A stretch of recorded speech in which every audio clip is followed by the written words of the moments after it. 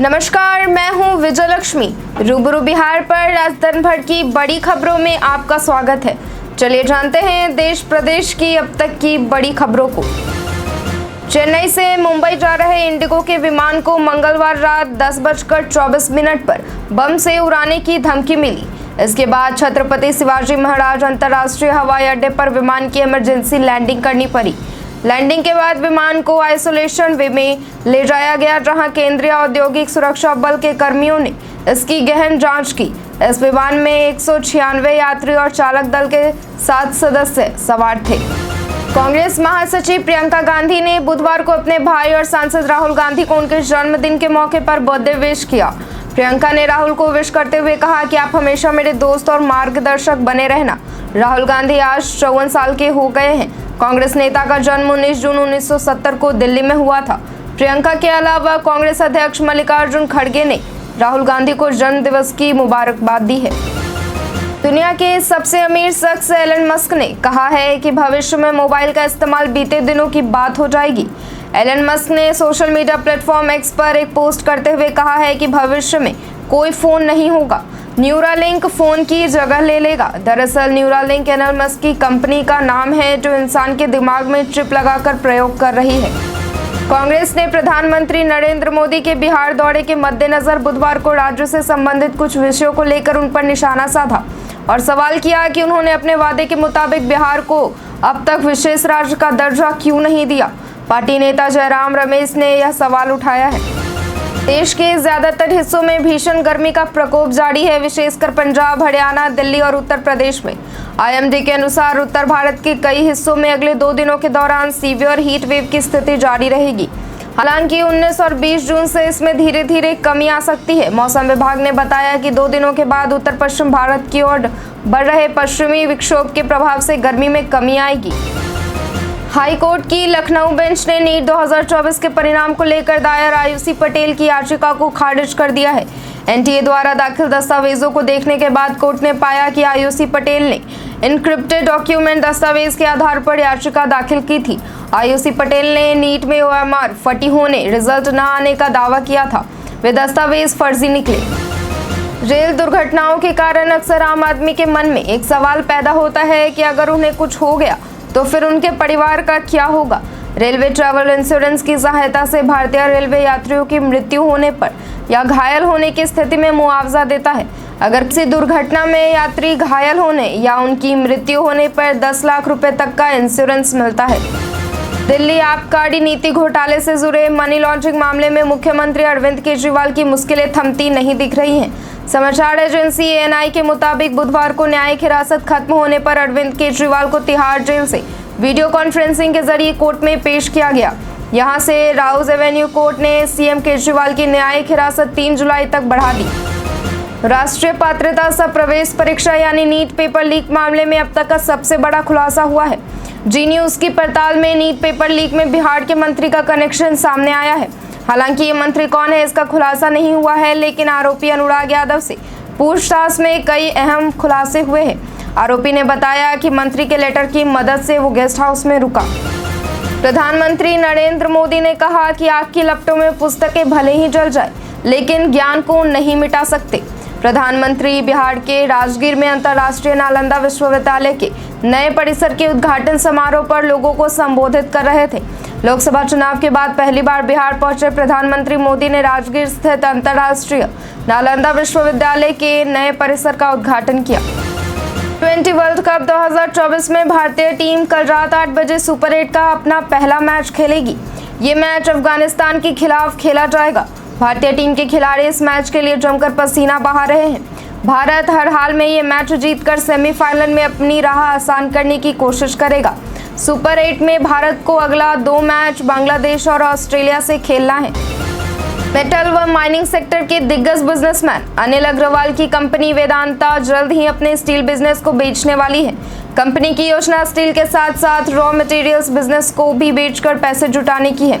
इसकी जानकारी चेयरमैन अनिल अग्रवाल ने दी। वेदांता समूह पिछले कुछ सालों से कर्ज के अपने बोझ को कम करने का प्रयास कर रहा है। बिहार के नालंदा विश्वविद्यालय के नए परिसर के उद्घाटन के अवसर पर विदेश मंत्री डॉक्टर एस जयशंकर ने कहा कि नालंदा विश्वविद्यालय ने हमारे समाज को भूमि और समुद्र के माध्यम से हमारे निकट और दूर के पड़ोसियों के साथ जोड़ने में एक बड़ी भूमिका निभाई है। विदेश मंत्री ने कहा कि विश्वविद्यालयों के विनाश ने हमारे इतिहास में मंदी को चिन्हित किया। नालंदा विश्वविद्यालय के पुनर्निर्माण में राष्ट्रीय और अंतर्राष्ट्रीय दोनों तरह के कई संदेश हैं। देश के पूर्व राष्ट्रपति और दिग्गज कांग्रेसी रहे दिवंगत प्रणब मुखर्जी के बेटे अभिजीत मुखर्जी ने कांग्रेस में वापसी की अपनी इच्छा प्रकट की है। इसके लिए उन्होंने ममता बनर्जी के नेतृत्व वाली टीएमसी की कार्य संस्कृति पर भी सवाल उठाए हैं। आपको बता दें कि उन्होंने 2021 में कांग्रेस से इस्तीफा देते हुए टीएमसी ज्वाइन कर ली थी। उन्होंने कहा, टीएमसी की कार्य संस्कृति कांग्रेस से बिल्कुल मेल नहीं खाती है। असम में बाढ़ की स्थिति बिगड़ती जा रही है। राज्य के 15 जिलों में 1,61,000 से अधिक लोग बाढ़ से प्रभावित हुए हैं। राज्य में बाढ़ ने अब तक 26 लोगों की जान ले ली है। वहीं करीमगंज जिले के बदरपुर इलाके में भूस्खलन की वजह से 5 लोगों की मौत हो गई, जिसमें एक महिला और उसकी 3 बेटियां और एक 3 साल का बच्चा शामिल है। चंद्रिका गेरा दीक्षित यानी कि दिल्ली की famous vada pav girl social media पर हर वक्त छाई रहती हैं। लेकिन अब चंद्रिका आपको टीवी के most controversial reality show big boss OTT 3 में देखने को मिलने वाली है। अनिल कपूर के शो बिग बॉस OTT 3 में इस बार वायरल वड़ा पाव गर्ल अपनी पर्सनैलिटी दर्शकों तक पहुंचाती हुई दिखाई देंगी। राजस्थान की भजनलाल शर्मा सरकार ने सुप्रीम कोर्ट में मंगलवार को बताया कि वह राज्य में अवैध तरीकों से धर्मांतरण के खिलाफ कानून लाने की प्रक्रिया में है। राज्य सरकार ने सुप्रीम कोर्ट में दाखिल अपने एफिडेविट में कहा, राजस्थान अपना कानून लाने की प्रक्रिया में है और अब तक वह इस विषय पर कानून दिशा निर्देश या अदालत के पारित निर्देशों का सख्ती से पालन करेगा। राज्यसभा सदस्य स्वाति मालीवाल ने दिल्ली के मुख्यमंत्री अरविंद केजरीवाल के करीबी विभव कुमार द्वारा उनके साथ की गई कथित मारपीट के मामले पर बातचीत के लिए मंगलवार को विपक्षी गठबंधन Indian national development inclusive alliance के घटक दलों के नेताओं से समय मांगा। लिखे पत्र में उन्होंने कहा कि समर्थन के बजाय मेरे ही चरित्र पर सवाल उठाए गए। भारत और कनाडा के रिश्तों में आई करवाहट के बीच इटली में हुए G7 समिट में प्रधानमंत्री नरेंद्र मोदी और कनाडाई पीएम जस्टिन ट्रूडो की मुलाकात हुई।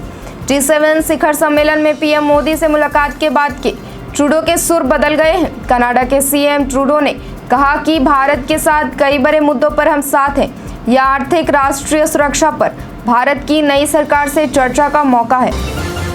हमारे 12 काफी समय से सुर्खियों में छाई हुई है। फिल्म पर एक विशेष धर्म की भावनाओं का अपमान करने का आरोप लगा था, जिसके चलते कोर्ट ने इसकी रिलीज डेट पर रोक लगा दी थी। हालांकि अनु कपूर की इस फिल्म के कानूनी लड़ाई लड़ने के बाद अब बॉम्बे हाई कोर्ट ने इसे क्लीन चिट मिल गई है।